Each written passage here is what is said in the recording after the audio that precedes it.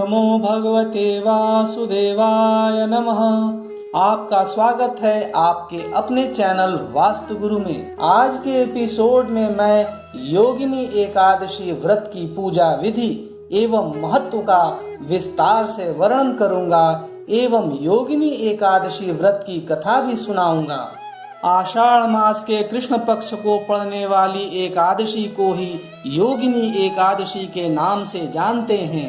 संसार में जीव की स्वाभाविक प्रवृत्ति भोग की ओर रहती है, परंतु भगवत सन्निधि के लिए भोगों से वैराग्य होना ही चाहिए। संसार में सब कार्यों को करते हुए कम से कम पक्ष में एक बार हमें अपने संपूर्ण भोगों से विरत होकर स्व में अर्थात स्वयं में स्थित हो सकें और उन क्षणों को हम अपनी सात्विक वृत्तियों से भगवत चिंतन में संलग्न हो जाना चाहिए। इसी के लिए एकादशी व्रत का विधान है। एकादश्याम न भुंजीत पक्षयोरुभयोरपि। आज के एपिसोड में मैं योगिनी एकादशी के बारे में विस्तार से बताने जा रहा हूं।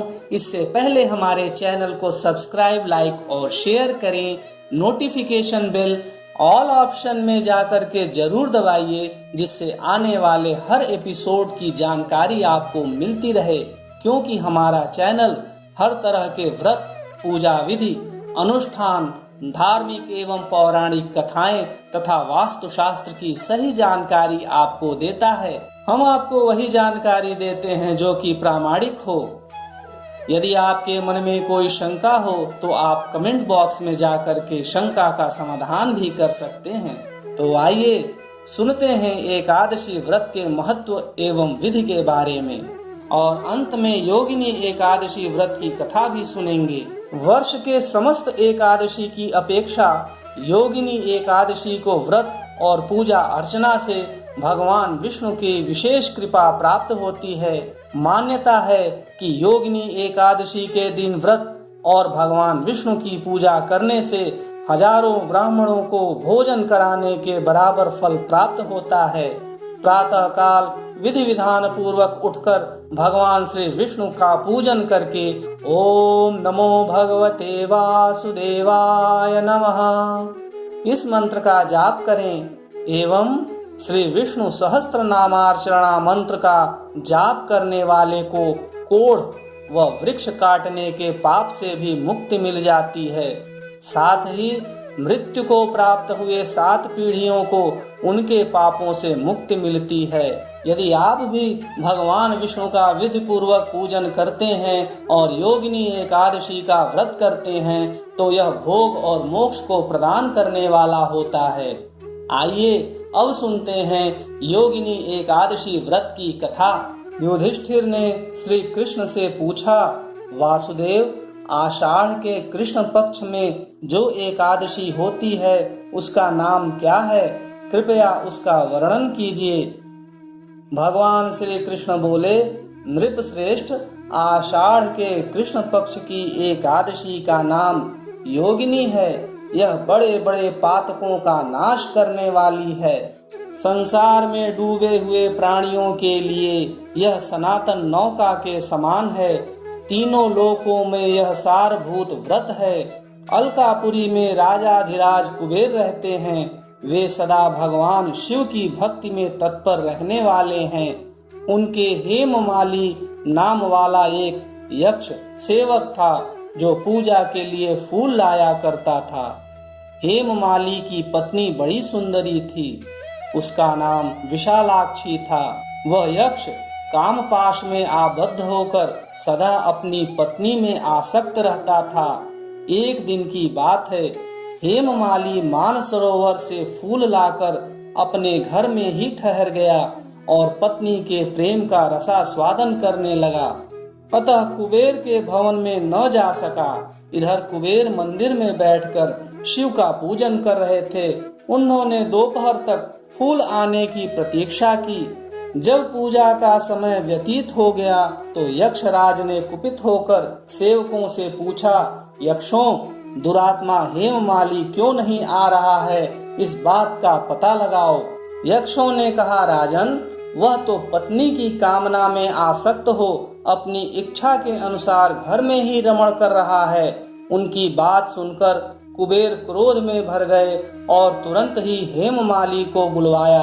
देर हुई जानकर हेममाली के नेत्र भय से व्याकुल हो रहे थे। वह आकर कुबेर के सामने खड़ा हुआ। उसे देखकर कुबेर की आंखें क्रोध से लाल हो गईं। वे बोले, ओ पापी, ओ दुष्ट, ओ दुराचारी, तूने भगवान की अवहेलना की है, अतः कोढ़ से युक्त और अपनी उस प्रियतमा से वियुक्त होकर इस स्थान से भ्रष्ट होकर अन्यत्र चला जा। कुबेर के ऐसा कहने पर वह उस स्थान से नीचे गिर गया। उस समय उसके हृदय में महान दुख हो रहा था। कोढ़ों से सारा शरीर पीड़ित था, परंतु शिव पूजा के प्रभाव से उसकी स्मरण शक्ति लुप्त नहीं होती थी। पातक से दवा होने पर भी वह अपने पूर्व कर्म को याद रखता था। तदनंतर इधर उधर घूमता हुआ वह पर्वतों में श्रेष्ठ मेरु गिरी के शिखर पर गया। वहां उसे तपस्या के पुंज मुनिवर मार्कंडेय जी का दर्शन हुआ। पाप कर्मा यक्ष ने दूर से ही मुनि के चरणों में प्रणाम किया। मुनिवर मार्कंडेय ने उसे भय से कांपते देख परोपकार की इच्छा से निकट बुलाकर कहा, तुझे कोढ़ के रोग ने कैसे दबा लिया?